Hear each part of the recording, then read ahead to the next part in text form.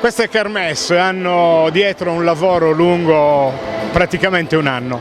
Ne parliamo con una delle dirigenti dell'MSP Italia, Laura Onida, e finalmente stasera vedremo sul parquet quelle che sono le risultanze di tutto questo grande lavoro. Intanto complimenti, perché 24 associazioni, più di 500 atleti è un bel da fare.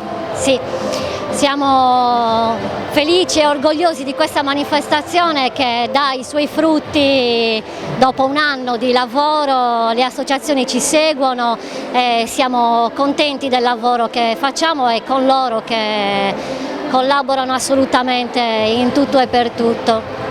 L'MSP Italia cresce anno dopo anno perché il vostro leitmotiv è quello sport insieme, sport per tutti.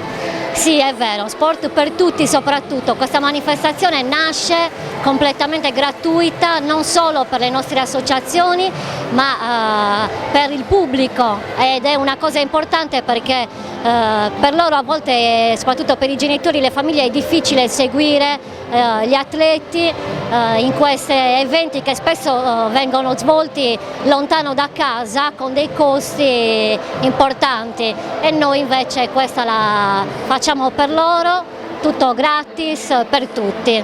Viva lo sport! Certo, viva lo sport! Su questa tua battuta possiamo chiudere questa intervista ricordando che poi alla fine il motivo conduttore di tutta questa serata non è la competizione, ma è il proporsi agli altri per far vedere che tante volte non c'è bisogno di varcare i confini della nostra regione per vedere anche delle grandi eccellenze.